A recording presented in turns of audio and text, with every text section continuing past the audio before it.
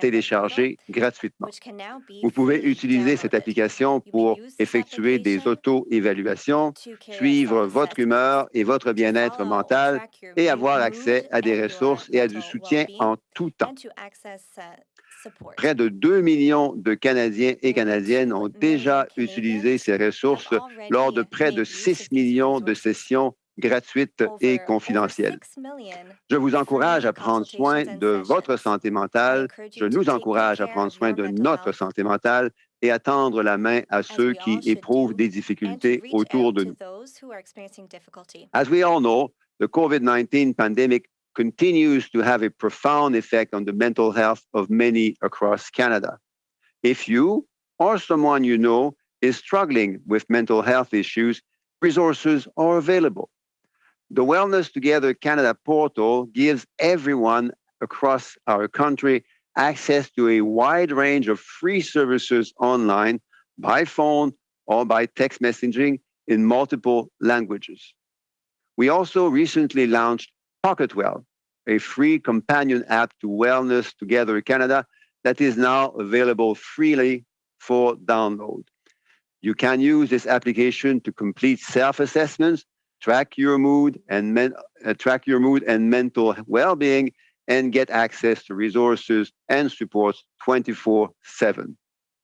2 million Canadians have already used that support, with a total of almost 6 million free and confidential sessions.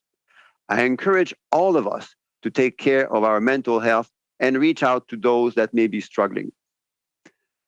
As we all know, the best tool to our fight against COVID-19 continues to be vaccination.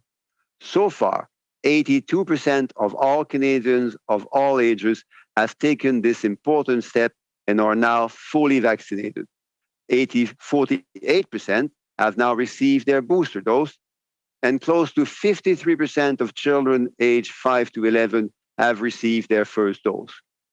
If you have not already done so, I urge you to make an appointment online or visit a vaccination clinic in your community as soon as possible. There are vaccines for everyone. It is a simple but very important way to protect ourselves, our kids, and our local healthcare services. Comme on sait très bien, le meilleur outil dans notre lutte contre la COVID-19 reste la vaccination.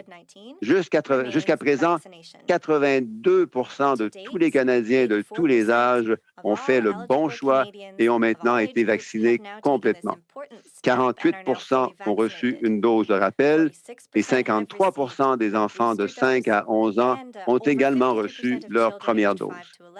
Si vous ne l'avez pas encore déjà fait, je vous invite donc à prendre un rendez-vous en ligne ou à vous déplacer dans une clinique de vaccination de votre communauté dès que possible. La vaccination est un moyen simple mais extrêmement important de nous protéger, protéger nos enfants et protéger nos services de santé locaux. En terminant, même si le pire de la situation Omicron peut sembler être derrière nous, nous voulons tous et toutes continuer à faire preuve de prudence et à respecter les mesures en place. Even though it may seem as though the worst of Omicron may be behind us, we all want to continue to exercise prudence and to follow public health advice. Thank you, merci, and doctors, over to you. Merci, Minister Duclos, and bonjour à toutes et à tous. Although daily reported cases remain at record high levels and continue to underestimate the true number of infections, multiple indicators suggest infections have peaked at the national level, including daily case counts, test positivity, the RT or effective reproduction number, and wastewater surveillance trends. As of January the 26th, the 7-day average case count of over 19,000 cases reported daily is a 28% decrease compared to the previous week, and incidence is declining across all age groups. As well, although the latest 7-day average of lab test positivity remained high at 19%, it has been gradually decreasing in recent weeks, including by 14% compared to the previous week. This reassures us that individual efforts, including the layering of personal protections like masking and limiting in-person contacts, together with population-based public health measures to reduce contact rates, are helping to slow transmission and mitigate severe illness trends. Presently, lagging indicators are still rising. Over the same period, an average of close to 10,800 people with COVID-19 are being treated in our hospitals each day, including over 1,200 in intensive care units, and 168 deaths were reported daily. This is why it continues to be important to limit spread as much as possible. Getting up to date with the best available protection for COVID-19 vaccines substantially lowers the risk of severe illness. For those eligible, getting an mRNA booster has been shown to provide additional protection against infection, but most importantly, results in very good protection against severe illness, resulting in hospitalization from Omicron. Health authorities in Canada have continued to monitor vaccine safety data from millions of COVID-19 vaccinations and regularly update vaccine recommendations. This week, Canada's National Advisory Committee on Immunization, or NACI, updated guidance on mRNA vaccination for children aged 5 to 11 years on Tuesday, and for adolescents aged 12 to 17 years today. Children and adolescents remain at low risk of severe outcomes compared to older individuals. However, the substantially higher rates of Omicron infection have resulted in greater number of children with COVID-19 requiring hospitalizations than previously. Hence, NACI's latest advice underscores important opportunities for enhancing protection in these age groups. Specifically for those without contraindication to the vaccines, NACI now strongly recommends that children aged 5 to 11 years receive a complete 2-dose primary series of the Pfizer 10 microgram pediatric mRNA COVID-19 vaccine with at least 8 weeks between the first and second dose. NACI is also recommending a third dose for moderately to severely immunocompromised children in this age group.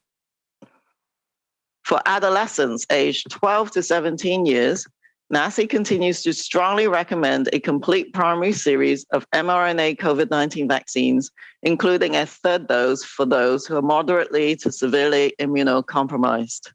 In addition, for adolescents who are at high risk due to biological and/or social risk factors, NACI now recommends a booster dose of an authorized mRNA COVID-19 vaccine may be offered at least 6 months after the completion of a primary COVID-19 vaccine series.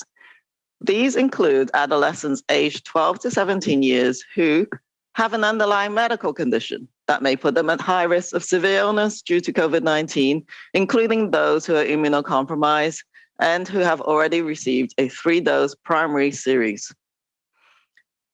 Those who are residents of congregate living settings, including shelters, group homes, quarters for migrant workers, correctional facilities, or those belonging to racialized or marginalized communities disproportionately affected by COVID-19. Up-to-date vaccination is recommended for better protection in all eligible people. This is particularly important for parents, guardians, and close contacts in order to help protect children and adolescents who can't be vaccinated or have conditions that place them at risk for severe outcomes. However, as no vaccine is 100% effective, it is important for everyone to continue to use personal protective measures, such as wearing a good quality, snug-fitting mask, avoiding crowding, and improving ventilation in indoor spaces. Thank you. Merci. Megwidge. Bonjour à toutes et à tous. Bien que le nombre de cas signalés quotidiennement reste à des niveaux records et constitue toujours une sous-estimation du nombre réel d'infections, des multiples indicateurs suggèrent que les infections ont atteint un pic au niveau national, notamment le nombre de cas quotidiens, la positivité des tests, le RT au taux de reproduction réel et les tendances de la surveillance des eaux usées. En date de 26 janvier, le nombre moyen de cas sur 7 jours, soit plus de 19 000 cas signalés quotidiennement, correspond à une diminution de 28 par rapport à la semaine précédente et l'incidence diminue dans tous les groupes d'âge. De même, bien que le dernier taux moyen sur 7 jours de positivité des tests de laboratoire reste élevé, à 19 il a progressivement diminué dans les dernières semaines, y compris la baisse de 14 par rapport à la semaine précédente. Cela nous rassure sur le fait que les efforts individuels, y compris la superposition des mesures de protection personnelles comme le port du masque et la limitation des contacts en personne, de concert avec les mesures de santé publique axées sur la population pour réduire les taux de contact, contribuent à ralentir la transmission et à atténuer les tendances des maladies graves. À l'heure actuelle, les indicateurs tardifs sont toujours en hausse. Au cours de la même période, près de 10 800 personnes atteintes de COVID-19 ont été traitées en moyenne chaque jour dans nos hôpitaux, dont plus de 1 200 dans les unités de soins intensifs et 168 décès ont été signalés quotidiennement. C'est pourquoi il reste important de limiter autant que possible la propagation. Une mise à jour avec la meilleure protection disponible des vaccins contre le COVID-19 réduit considérablement le risque de tomber gravement malade. Pour les personnes admissibles, il a été démontré que l'administration d'une dose de rappel de vaccin AA-RNM offre une protection supplémentaire contre l'infection, mais surtout une très bonne protection contre les maladies graves, entraînant une hospitalisation attribuable au variant Omicron. Les autorités de santé publique du Canada ont continué à surveiller les données relatives à l'innocuité des vaccins découlant des millions de vaccinations contre la COVID-19 et elles mettent régulièrement à jour les recommandations relatives aux vaccins. Le Comité consultatif national de l'immunisation, ou CCNI du Canada, a mis à jour ses recommandations sur l'utilisation des vaccins AA-RNM pour les enfants de 5 à 11 ans ce mardi et celles pour les adolescents de 12 à 17 ans aujourd'hui. Les enfants et les adolescents courent toujours un risque faible de subir des conséquences graves par rapport aux personnes plus âgées. Cependant, les taux sensiblement plus élevés d'infection par le variant Omicron ont entraîné une hausse de nombre d'enfants atteints de la COVID-19 qui doivent être hospitalisés. Par conséquent, le CCNI souligne dans ses dernières recommandations les occasions importantes d'améliorer la protection dans ces groupes d'âge, plus particulièrement chez les personnes pour lesquelles des vaccins ne sont pas contre-indiqués. Le CCNI recommande désormais fortement que les enfants de 5 à 11 ans reçoivent une série primaire complète de 2 doses de 10 microgrammes de vaccin pédiatrique AA-RNM contre la COVID-19 de Pfizer avec une période d'au moins 8 semaines entre la première et la deuxième dose. Il recommande également une 3e dose pour les enfants de ce groupe d'âge ayant une immunodéficience modérée ou grave. Pour les adolescents de 12 à 17 ans, le CCNI recommande toujours fortement une série primaire complète de vaccins AA-RNM contre la COVID-19, y compris une 3e dose pour ceux ayant une immunodéficience modérée ou grave. Qui plus est, en ce qui a trait aux adolescents plus susceptibles aux conséquences graves en raison des facteurs de risque biologiques ou sociaux, le CCNI recommande désormais une dose de rappel d'un vaccin AA-RNM autorisé contre la COVID-19 pouvant être offerte au moins 6 mois après l'administration de la série vaccinale primaire contre la COVID-19. Cela comprend les adolescents de 12 à 17 ans qui ont un problème médical sous-jacent qui pourrait les exposer à un risque élevé de maladies graves attribuables à la COVID-19, y compris ceux qui sont immunodéprimés et ceux qui ont déjà reçu une série primaire de 3 doses. Résidant dans les lieux d'habitation collective, dans les refuges, les foyers de groupe, les logements pour les travailleurs migrants, les établissements correctionnels et finalement appartiennent à des communautés racialisées ou marginalisées affectées de manière disproportionnée par la COVID-19. Une vaccination en jour est recommandée pour une meilleure protection de toutes les personnes admissibles. Cela est particulièrement important pour les parents, les tuteurs et les contacts proches afin de contribuer à la protection des enfants et des adolescents qui ne peuvent être vaccinés ou qui présentent des pathologies les exposant à un risque d'issue grave. Cependant, comme aucun vaccin n'est efficace à 100%, il est important que chacun continue de suivre les mesures de protection individuelles, comme porter un masque de bonne qualité et bien ajusté, éviter les endroits bondés et améliorer la ventilation intérieure. Merci. Thank you. Miigwech. Merci beaucoup pour vos remarques. Donc, je vous rappelle on doit arrêter là, à 10h45. On est un peu limité dans le temps, donc on va passer tout de suite aux questions. Une question de suivi. Opérateur, c'est à vous. Merci. Thank you. Please press star 1 at this time if you have a question. Veuillez s'il vous plaît appuyer sur étoile 1 maintenant pour poser une question. Our first question is from Abigail Binnan from Global News. À vous la parole. Please go ahead. Good morning. Thanks for taking my question. I'm wondering if you can talk about BA2, what we know about how many cases there are in Canada, what people should know about it, and how concerned you are. Dr. Tam?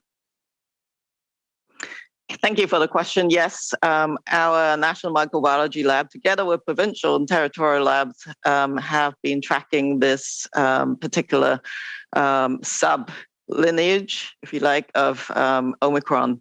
And we know that we've detected it since November of last year. We're one of the first countries to actually pick up on this variant as well.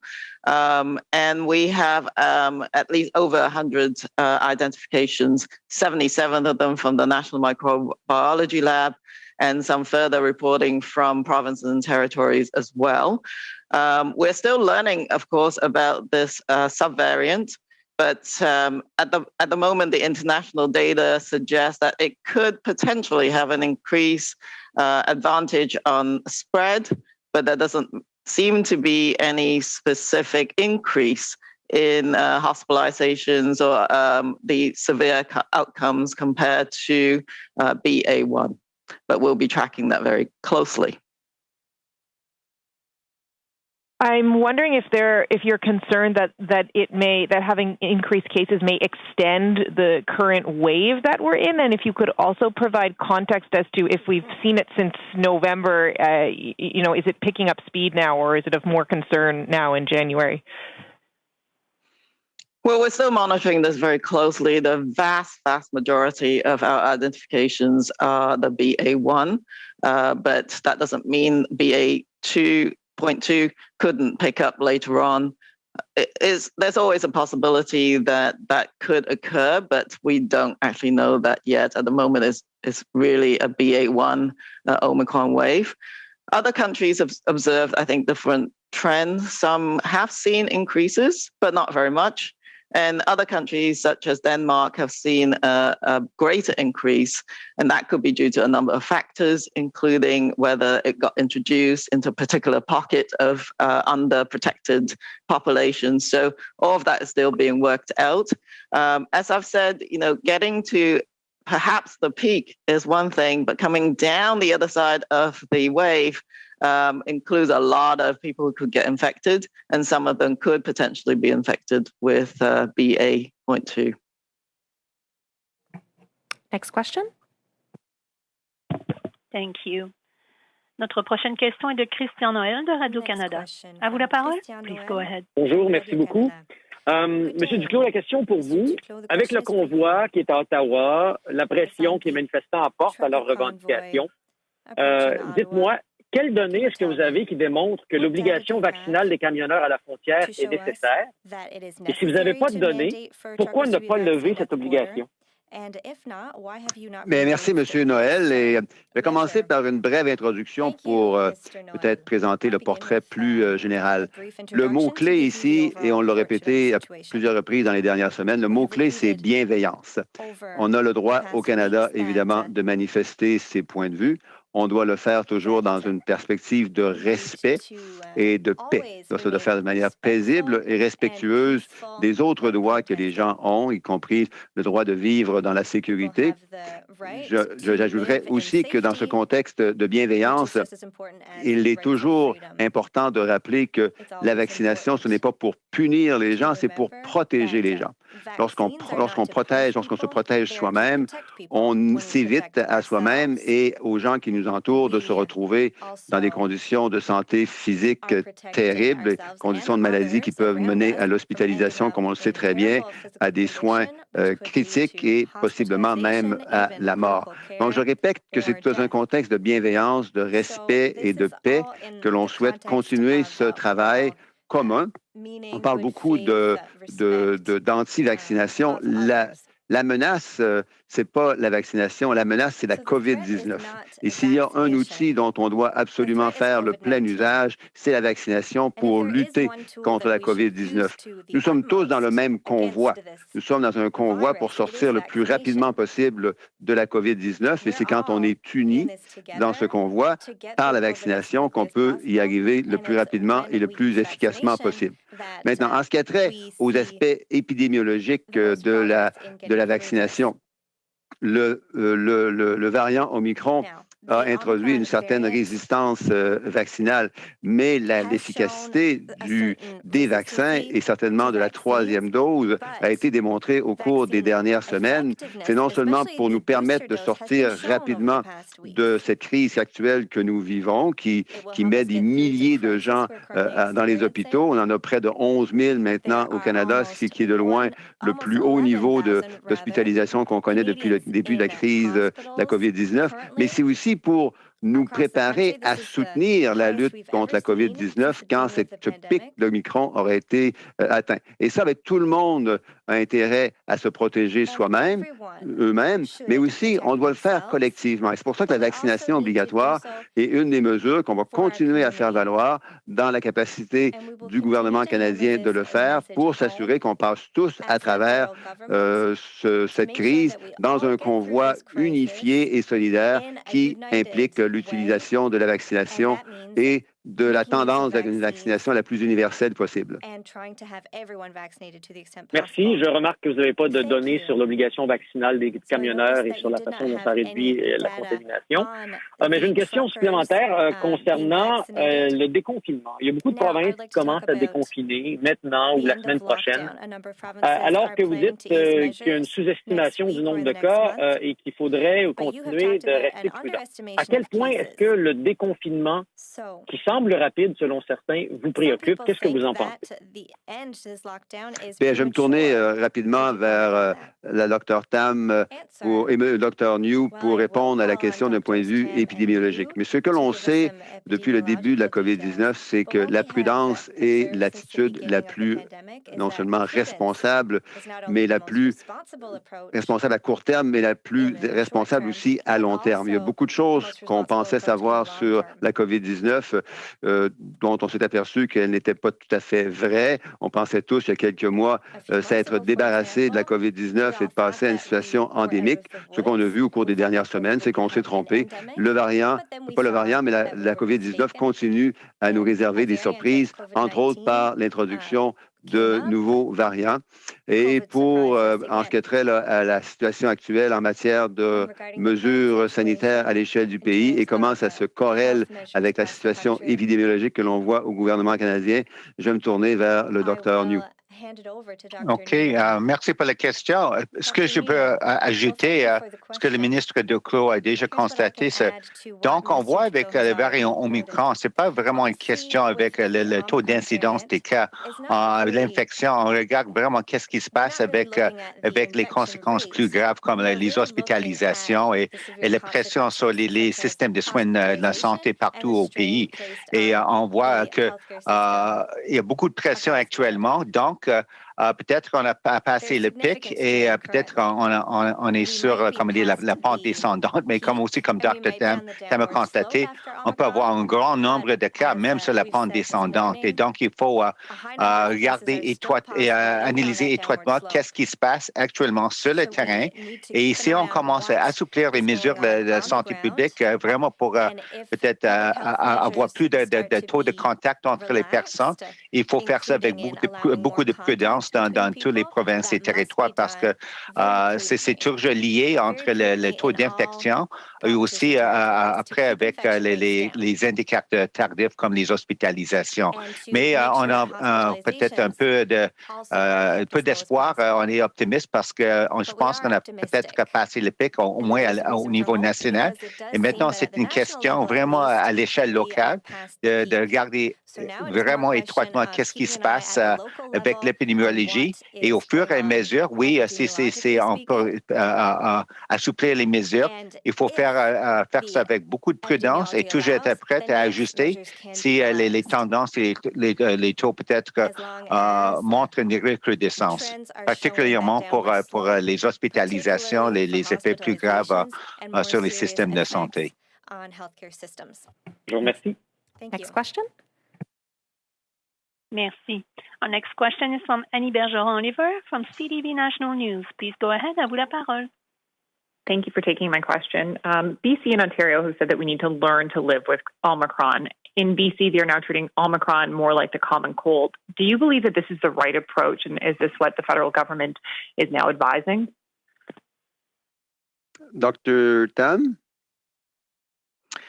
Yes, I think it's a very difficult balance, but I think the provinces are trying to balance the overwhelming number of cases going on in the communities and the fact that you can't really do case and contact management, similar to some of the other respiratory viruses. So focusing on more and more on having people stay home when they're sick and really heighten up their personal protective measures because it's very difficult for public health to do, individual case contact management. And so, and this, I think, was emphasized as being the characteristics of this Omicron wave and how they're managing it. What we have to do is to take stock, I think, when we see this Omicron wave descend as to what may happen after the Omicron wave. And we are looking forward to gathering some more information, including from seroprevalence studies on the level of immunity in the population, for example, in order for us to get a better handle on what the next months will be like. But I'm certainly cautiously optimistic, as I've said, I think last week. But I think it would be great to be driven by a bit more data. I think that it's quite possible that the Omicron virus will continue to circulate, but will become more manageable. I think that's one of the indicators I'm looking for is whether the hospitals and ICUs and the health system is able to manage any kind of resurgence. And those would be the most important indicators. But I think all local and provincial health departments have a really difficult job trying to balance of course, the disruption in society versus managing the surges. Thank you. And my follow-up question is for both Dr. Tam and Minister Duclos. Many of the people involved in the trucker convoy that's heading to Ottawa are openly anti-vaccine. Some are encouraging people to ignore mask mandates, and some are encouraging restaurants to ignore public health restrictions and to reopen early. I'm wondering, what do you believe is the potential impact of this messaging, and what does it say about the challenge now and moving forward around buy-in to public health advice and guidance? I may start and then turn to Dr. Tam for links between the public messaging, the actions that people take individually, and the impact of those actions on our collective ability to exit from COVID-19. First, about the messaging. As I was saying in French just a moment ago, the convoy of which we should be speaking is a convoy of everyone being on board, knowing that the enemy is not vaccination, the enemy is COVID-19. And the best tool to fight this enemy is to be vaccinated.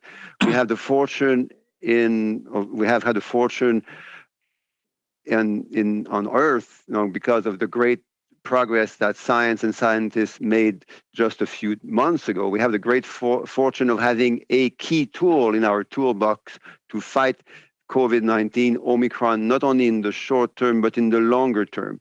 We have the fortune in Canada of having immense access, universal access to vaccination.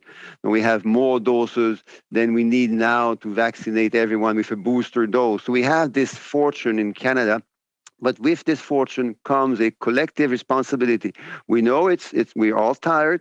We know it's sometimes a bit difficult to be mindful of the importance of following public health measures and being vaccinated. Vaccination is something that takes some time and may disrupt the agenda of a person or a family for some time. But now it's the only tool for which we know that there is a definite benefit, not only in the short and in the longer term. So the convoy is a convoy that we need to be on in a peaceful, respectful manner, looking forward to exiting from the crisis because of vaccination, an individual measure to protect each other, ourselves, but also a benevolent measure, a measure of unity to protect others, to protect other workers, to protect our supply chains, protect our economy, and to protect all of the many workers and businesses that are currently affected because of the lockdown and public health measures at the particular time. Dr. Tam? Yes, I think it's throughout the pandemic, and certainly since the start of the vaccination program, it has been really important to address disinformation and using multiple means to do that, including debunking misinformation as rapidly as we can, and potentially doing pre-bunking, which is to prevent disinformation and misinformation before they even start. So I think that I'm particularly pleased yesterday, for example, when Science Up First, Children's Health Care Canada, and other experts as well came together to answer questions that parents have on kids' vaccination, for example. So providing experts they're out there to answer questions, very legitimate questions that people have about vaccines, and their safety in particular continues to be extremely important.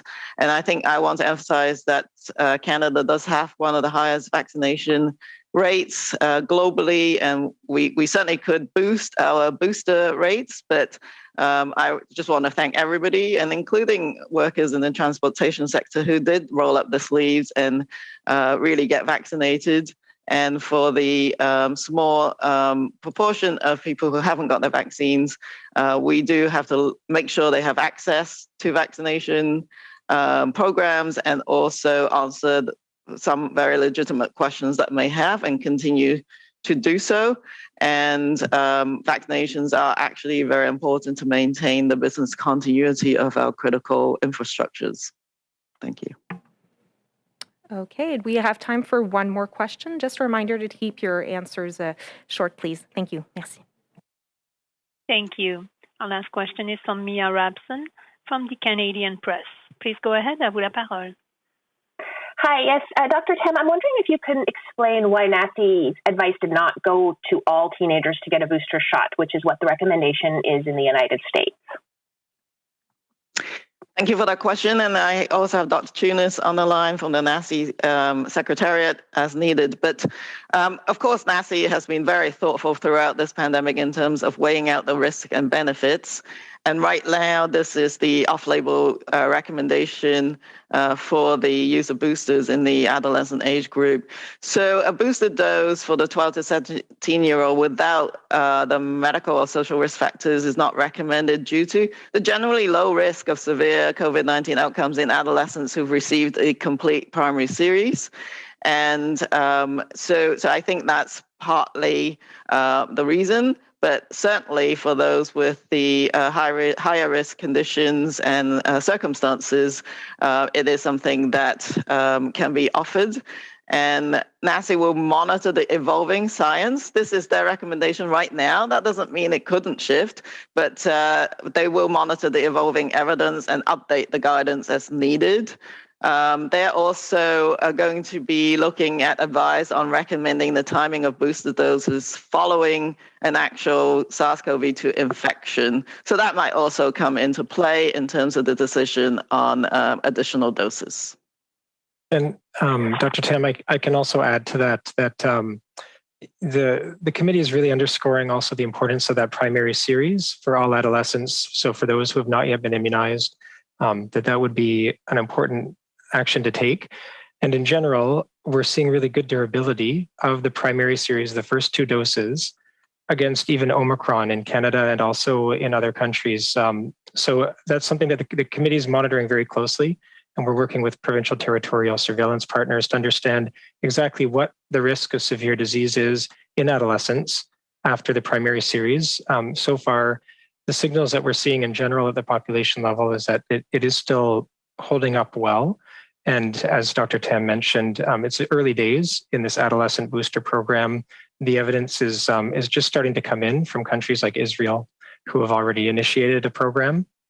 And while they are seeing some significant benefit, ascertaining exactly what that benefit will be is still hard to do at this point. So we'll learn more over time. And as we've seen with the pediatric recommendations for 5 to 11 this week that have evolved, and at this point, NACI is now strongly recommending that, there might be a point at which the program is extended more broadly, or it might be that for the majority of adolescents, there's actually not a need for a booster dose. So it's, I think, early days, but the committee is very actively monitoring the space.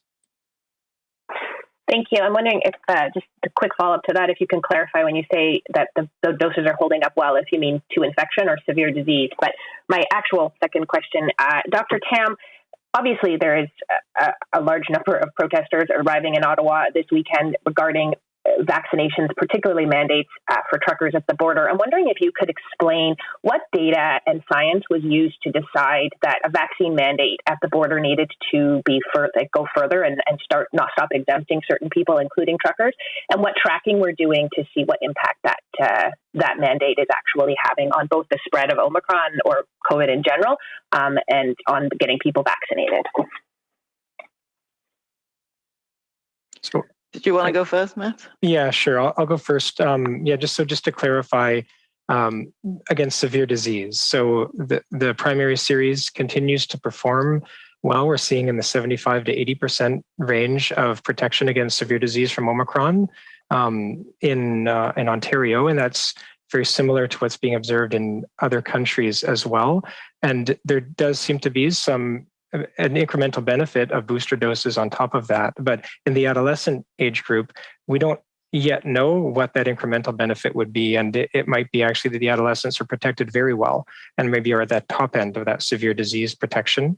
And they continue to generally be at low risk of severe disease from infection overall. So you'll see a priority focus of NACI in their recommendations around severe disease, understanding that at this point, in the pandemic, that continues to be the priority objective, is trying to focus programs around minimizing severe disease. Infection is also always welcomed if we can prevent that, but it's not the emphasis of the program. Yes, and on the border measures, of course, no layers of border measures are completely effective. I always think of the Swiss cheese analogy, where every slice of Swiss cheese have some holes, and then layering on those protections are some of the approaches at the border. And vaccination and the requirements has formed a very significant layer of our border strategy overall. And that's with the improved availability and the access to vaccinations. I think you've seen that the government has increased those vaccine requirements as time goes by, because we just know how effective vaccines are. We have not tracked specifically, we've been tracking, of course, positivity rates amongst vaccinated and unvaccinated individuals, but we don't sort of disaggregate that information in terms of whether someone is a transportation worker or not. So I can't give you that information. And just a last word based on what we've just heard, which most of us had heard and had understood earlier. We're all on the same convoy to exit COVID-19. And we know that the best road to do that is the vaccination road. We understand now there is frustration around COVID-19, but we also know that the only way to exit COVID-19 is to get vaccinated. Okay, and on these words, I'm told this is all the time we have. So this ends the press conference. Thank you very much for your participation. Merci beaucoup pour votre participation et bon week-end. Have a good